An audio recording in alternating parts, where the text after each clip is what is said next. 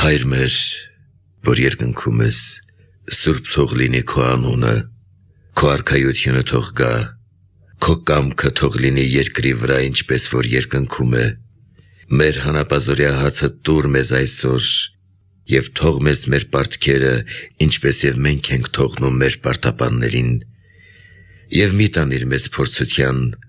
այլ փրկիր մեզ չարից, քանզի քոնն է արքայությունը և զորությունը և փառքը հավիտյանս, ամեն։